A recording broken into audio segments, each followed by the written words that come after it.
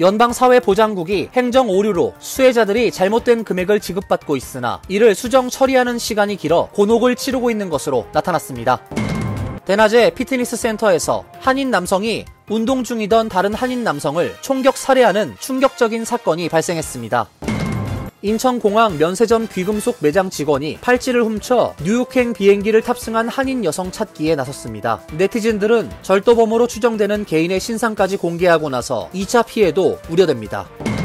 팀 월즈 미네소타 주지사가 민주당 부통령 후보직을 수락했습니다. 민주당은 오늘 밤 해리스 부통령의 대선 후보 수락 연설만을 남겨뒀습니다. 권장 기준의 2배에 달하는 불소가 함유된 수돗물을 마신 어린이는 IQ가 떨어질 수 있다고 정부 기관이 공식 인정했습니다. 이상은 오늘의 주요 뉴스입니다. 시청자 여러분 안녕하십니까? KBN 뉴스입니다. 사회보장연금 등을 지급하는 연방사회보장국의 행정 오류로 많은 수혜자들이 잘못된 금액을 지급받고 있으나 이를 수정 처리하는 시간이 길어 곤혹을 치르고 있는 것으로 나타났습니다. 원래 금액보다 많이 받고 있는 수혜자들은 언제 반환해야 할지, 또 적게 받은 경우 언제 정상적으로 받을 수 있을지 답답한 상황이 이어지고 있습니다. 사회보장국 감사국이 지난 8일 발표한 보고서에 따르면 지난 2월 기준 SSA 조치가 필요하지만 아직 그렇지 못한 계류 사례 건수가 520만여 건이라는 기록적인 수준으로 나타났습니다. 이로 인해 약 11억 달러의 잘못된 지급이 발생했다고 밝혔습니다. 계류 건수가 많다 보니 잘못된 지급 사례에 대한 평균 처리 기간은 698일이나 걸리는 것으로 나타났습니다. 잘못된 지급은 SSA가 정당하게 지급해야 할 금액보다 더 지급하는 과다 지급인 경우도 있고 SSA가 정당하게 지급해야 할 금액보다 덜 지급하는 과소 지급인 경우도 있는데 과다 지급이 더 많은 것으로 나타났습니다. 과다 지급분에 대해선 반드시 환수 조치를 취하기 때문에 이미 받았던 돈을 다시 돌려줘야 하는 수혜자들은 예상치 못한 어려움을 겪게 되고 과소 지급의 경우 받아야 할 수혜를 충분히 받지 못해 생활에 어려움이 생기게 되는 문제가 이어지고 있는 것입니다. 감사국은 지급 오류 수혜자들은 52만 8천 명, 잘못된 지급액은 5억 3,400만 달러였으며 이들에 대한 잘못된 지급이 12개월이 지난 후를 계산하면 7억 5,600만 달러로 늘어나게 된다고 밝혔습니다. 통상 12개월 이상 걸리는 경우가 다수를 차지하고 있어 최종적으로 11억 달러로 증가할 것으로 추산했습니다. SSA는 직원 감소와 업무량 증가, 자금 부족 등이 적재 건수 증가의 원인이라고 밝혔습니다. 대낮에 피트니스 센터에서 한인 남성이 운동 중이던 다른 한인 남성을 총격 살해하는 충격적인 사건이 발생했습니다. 도주한 용의자는 사건 경찰과 8시간에 걸친 추격전 끝에 붙잡혔습니다. 버지니아주 페어팩스 카운티 경찰국에 따르면 지난 20일 오후 1시 30분쯤 레스튼 지역 선라이즈 밸리 로드 선상에 있는 골드짐에서 43세 한인 남성 하태희 씨가 31세 한인 최영준 씨를 총으로 쏜 후 도주했습니다. 현장에서 달아났던 용의자는 경찰 추적 끝에 8시간 만에 검거됐습니다. 경찰은 피해자와 용의자 모두 체육관에서 운동하고 있었다며 용의자는 피해자에게 다가가 그를 정조준한 자세로 여러 발의 총격을 가했다고 사건 당시 상황을 설명했습니다. 이어 용의자가 다른 사람에게 총격을 가하지는 않았다면서 불특정 다수를 향한 총기 난사가 아니라 피해자만을 노린 것으로 보고 있다고 말했습니다. 사건 직후 경찰은 헬기와 K9 경찰견을 동원해 대대적인 수색 작업을 벌인 끝에 총격 용의자를 검거했습니다. 아직까지 경찰은 용의자와 피해자가 서로 아는 사이였는지 여부나 범행 동기 등을 파악하지 못하고 있습니다. 또한 범행 직전에 다툼이 있었는지 두 사람 간 갈등이 계획 살인으로 이어졌는지 등의 여부도 밝혀지지 않았습니다. 목격자들은 용의자가 피해자에게 최소 6발을 쐈다. 첫 총성을 듣고 고개를 돌렸을 때도 용의자는 계속 방아쇠를 당기고 있었다고 말했습니다. 피해자 최 씨는 서울 출신으로 지난 2017년 메릴랜드 대학교를 졸업했고 현재까지 조경 디자이너로 활동한 것으로 알려졌습니다. 경찰은 용의자에게 총기 사용과 2급 살인 혐의 등을 적용했습니다. 추가 수사를 통해 1급 살인을 적용할 수도 있다고 전했습니다. 인천공항 면세점 귀금속 매장에서 일하는 직원이 한눈을 판 사이 팔찌를 훔쳐 뉴욕행 비행기를 탑승한 한인 여성 찾기에 나섰습니다. 한인 커뮤니티 사이트에 올려진 글이 일파만파 확산되면서 비난의 목소리가 이어지고 있습니다. 일부 네티즌들은 절도범으로 추정되는 개인의 신상까지 공개하고 나서 2차 피해도 우려됩니다. 이 소식 김태희 기자가 전해드립니다. 지난 17일 한인 커뮤니티 사이트인 헤이코리안 고민상담실에 인천공항에서 팔찌를 훔치고 뉴욕행 비행기에 탑승한 미주 한인을 찾는다는 글이 올라왔습니다. 인천공항 면세점에서 일한다고 자신을 밝힌 글쓴이는 한국 시간으로 17일 오전 9시 10분께 팔찌 1개를 구입하고 1개를 훔쳐간 한인 여성을 찾기 위해 글을 올렸다고 밝혔습니다.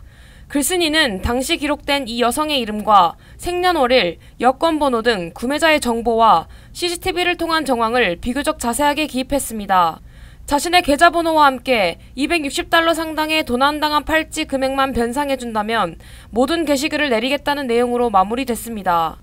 해당 글은 한인들 사이에서 순식간에 퍼져나갔습니다. 네티즌들 사이에서는 40대 중반으로 추정되는 여성 절도범에게 교포망신이라는 비난과 함께 자수를 권유하는 댓글이 이어지고 있습니다. 또한 게시된 정보들을 바탕으로 절도범으로 추정되는 인물의 개인 신상이 온라인에서 거론되고 있어 2차 피해도 우려되는 상황입니다. 한편 글쓴이는 어제 절도범으로부터 연락을 받았다며 물건을 돌려주면 모든 게시물은 삭제하겠다고 말했지만 아직 그에 대한 답은 받지 못했다고 밝혔습니다.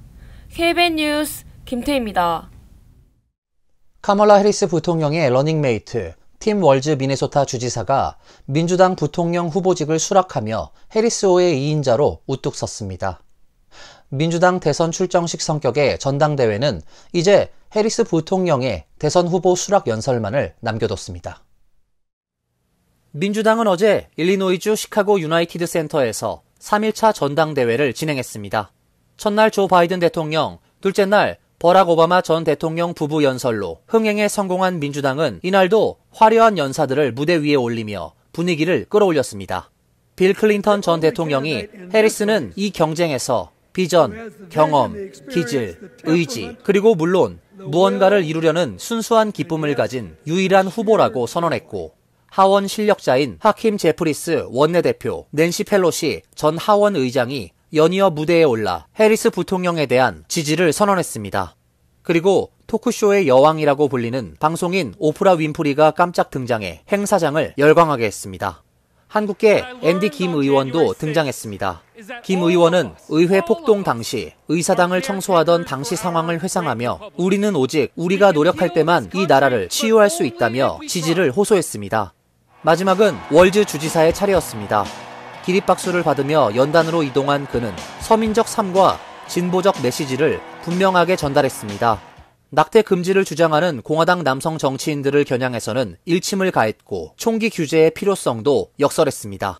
끝으로 민주당 대선팀 코치인 것 마냥 이제 마지막 쿼터다. 우리는 공격 태세에 있고 볼을 쥐었다며 적극적인 참여를 당부했습니다. 지난 19일 시작된 민주당 전당대회는 오늘 밤 해리스 부통령의 대선 후보 수락 연설을 마지막으로 대단원의 막을 내리게 됩니다. 상대 후보에 대한 인신 공격을 자제하라는 캠프 관계자들의 압박에 이틀 동안 자제하는 모습을 보이던 도널드 트럼프 전 대통령이 다시 인신 공격에 나섰습니다. 트럼프 전 대통령은 어제 노스캐롤라이나 애쉬버러 항공박물관 경납고 앞에서 가진 유세에서 조 바이든 대통령의 구부정한 모습을 조롱하고 낸시 펠로시 전 하원 의장이 미쳤다고 했으며 해리스를 바보이자 마르크스주의자나 공산주의자라고 공격하고 버락 오바마 전 대통령을 고약한 사람이라고 불렀습니다. 트럼프는 유세에서 지난 이틀 동안 사전에 준비된 발언에 집중하며 자제하던 모습과 달랐습니다. 국가 안보 문제에 집중할 예정이던 연설 시작부터 정책에 집중하라는 참모들의 권고를 무시하고 민주당 전당대회에서 나온 비난에 대응하겠다고 말했습니다. 정책 문제에 집중하라지만 밤새 인신 공격을 당했다며 그래도 정책에 집중해야 하느냐고 질문했습니다. 청중들이 아니라고 호응하자 인신 공격 찬반을 조사한 비공식 여론조사 결과를 거론하기도 했습니다. 그는 자신만이 세계 평화를 복원할 수 있다면서 2020년 선거 부정 때문에 자신이 패배했다면서 이번에도 부정만 없다면 자신이 당선될 것이 확실하다고 주장했습니다. 한편 어제 유세는 저격 사건 이후 처음으로 야외에서 열렸습니다. 연단은 투명 방탄 유리로 둘러쌌고 주변 건물 지붕에는 여러 명의 저격수들이 배치됐습니다. 멀리서 연단을 보지 못하게 유세장 주변에 컨테이너를 쌓는 등 만약의 사태에 대비했습니다. 뉴욕주 우편투표 확대 법안이 합헌이라는 판결이 나왔습니다. 법원은 헌법을 분석한 결과 해당 법이 위헌이 아니라고 판단했다고 설명했습니다.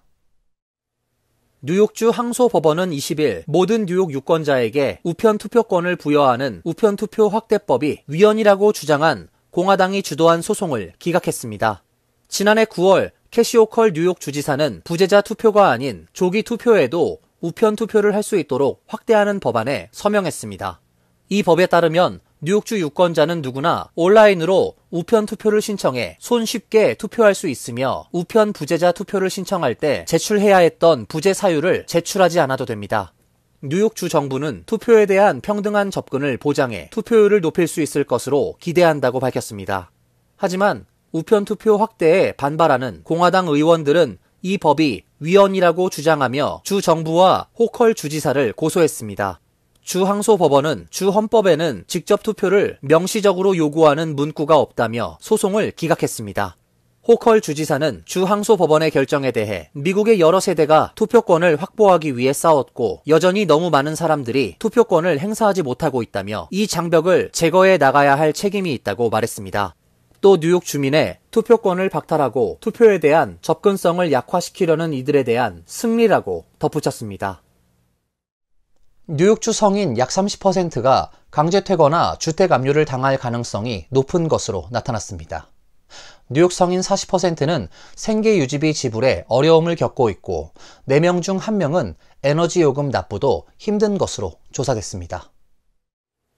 센서스국이 20일 발표한 가계조사 월별 데이터에 따르면 지난 6월 25일부터 7월 22일까지 뉴욕주에 거주하는 18세 이상 성인 중 29.3%가 현재 렌트나 모기지를 지불하고 있지 않아 향후 2개월 내에 강제 퇴거나 주택 압류를 당할 가능성이 높은 것으로 파악됐습니다.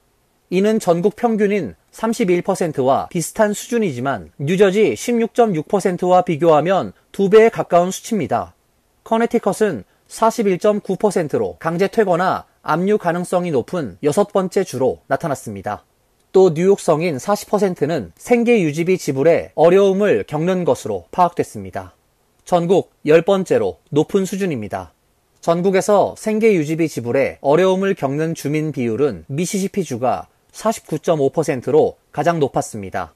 뉴저지는 35.7%, 커네티컷은 32.6%로 전국 평균 37.4%보다 낮은 수준입니다. 한편 뉴욕 주민 4명 중 1명은 에너지 요금 지불에 어려움을 겪는 것으로 드러났습니다. 뉴욕 성인 24.3%는 지난 12개월 동안 에너지 요금을 전액 지불하는 데에 어려움을 겪었고 전국 평균 23.1%를 약간 웃도는 수준입니다. 뉴저지는 25.8%, 커네티컷은 30.5%를 기록했습니다. 권장 기준의 2배에 달하는 불소가 함유된 수돗물을 마신 어린이는 IQ가 떨어질 수 있다고 정부 기관이 공식 인정했습니다. 국립 독성 프로그램은 캐나다, 중국, 인도, 이란, 파키스탄, 멕시코에서 수행한 연구들을 분석한 결과 리터당 1.5mg 이상의 불소가 포함된 식수를 지속적으로 섭취한 어린이의 경우 IQ가 낮아질 수 있다고 결론 내렸습니다. AP통신은 비록 이 보고서가 수돗물에 포함된 불소만의 건강 영향을 평가하기 위해 작성된 것은 아니지만 높은 불소 수치가 신경학적 위험을 초래할 수 있음을 인정한 것은 이례적이라고 보도했습니다. 불소는 치아를 코팅하고 있는 범랑질을 강화해 치아를 충치로부터 보호합니다. 불소를 수돗물에 첨가하면 충치 예방에 도움이 된다는 것이 정설입니다. 실제로 1940에서 1950년대 불소와 수돗물을 공급한 지역에서 충치 발생률이 60% 줄었습니다. 보고서는 다양한 불소 노출 수준에서 IQ가 얼마나 떨어질 수 있는지 수치화하지 않았습니다. 하지만 일부 연구에서는 높은 수준의 불소 노출을 받은 어린이는 IQ가 2에서 5포인트 저하될 수 있다고 시사했습니다. 보고서에 따르면 미국 인구의 약 0.6%인 약 190만 명이 리터당 1.5mg 이상의 불소가 포함된 수돗물을 사용하고 있습니다. 보고서는 낮은 수준의 불소가 갖는 위험성에 대해서는 결론을 내리지 않았으며 더 많은 연구가 필요하다고 밝혔습니다. 또한 높은 수준의 불소가 성인에게 미칠 영향에 대해서도 언급하지 않았습니다. 이어서 간추린 소식입니다. 재외국민 비대면 신원 확인 시스템이 한국은행권에 도입되기 시작했습니다. 한국 언론 등에 따르면 메사쿠어 컴퍼니는 신한은행에 재외국민 비대면 신원 확인 서비스 기술을 제공합니다. 재외국민 비대면 신원 확인 시스템은 재외동포청과 한국인터넷진흥원이 재외국민의 전자여권과 해외 체류 정보 등을 통해 한국 셀폰 번호 없이도 한국은행 및 전자상 거래 등 온라인 서비스를 이용하도록 하는 제도입니다. 재외동포청은 이르면 올해 말부터 해당 시스템을 도입한다는 방침입니다. 신한은행도 올해 말부터 은행 앱인 신한소를 통해 재외국민 대상 신원 확인 후 인증서를 발급한다는 계획입니다. 연방법원은 20일 9월 4일부터 시행 예정이었던 퇴직 후 경쟁사로 이직하는 것을 막는 비경쟁 조항 계약 금지 규정을 무효화한다고 판결했습니다. 법안은 연방거래위원회는 비경쟁 계약과 관련해 실질적인 규칙 제정 권한이 없다고 밝혔습니다. 미국 상공회의소와 텍사스에 본사를 둔 세무회사가 FTC의 조치에 대해 제기한 소송에서 연방법원이 원고의 편을 들어준 것입니다. 당시 소송을 제기한 업체는 회사의 기밀 정보가 유출될 위험이 있고 경쟁사가 정보를 빼내기 위해 자사의 직원을 영입해 이용할 수 있으며 금지 규정이 사업에 심각한 손상을 입힐 것이라고 주장했습니다. FTC는 항소를 진지하게 고려하고 있다는 입장을 밝혔고 이에 따라 연방대법원에서 치열한 법적 싸움이 벌어질 것으로 보입니다. 대표적인 친한파 정치인 중 한 명으로 꼽혔던 빌 파스크렐 뉴저지주 연방 하원 의원이 어제 향년 87세로 사망했습니다. 파스크렐 의원은 뉴저지주에서 연방 하원 의원 14선을 지냈으며 오는 11월 선거에서 15선 도전을 앞두고 있었습니다. 파스크렐 의원은 동해, 일본의 병기 이슈와 일본군 위안부 피해 문제 등과 관련해 한국 측 입장을 지지하는 대표적인 친한파 정치인 중 한 명으로 꼽혔습니다. 파스크렐 의원의 사망으로 민주당은 오는 11월 본선거에 출마할 대체 후보 선임에 나섰습니다. 뉴저지 주의회는 최근 잇따른 통행료 인상으로 부담이 커진 운전자를 위해 다양한 세금 감면 법안들을 추진하고 있습니다. 특히 이지패스로 통행료를 지불하는 금액에 대해 주소득세에서 공제받을 수 있도록 하는 법안이 초당적으로 논의되고 있습니다. 법안은 뉴저지와 연결되는 다리와 터널 요금 및 주내 유료 고속도로, 통행료 등을 대상으로 최대 $1,000까지 주소득세 공제를 허용하는 내용을 골자로 합니다. 법안은 현재 주상원 세입세출위원회에 계류 중입니다. 법안을 발의한 의원들은 생계를 위해 출퇴근하는 주민에게 세금 감면 혜택을 주기 위한 것이라고 취지를 밝혔습니다. 이들은 뉴욕과 뉴저지를 연결하는 다리 및 터널 비용이 현금 기준 $17가 넘는 등 통근자 부담이 갈수록 커지고 있다는 입장입니다. 환율과 증권 소식입니다.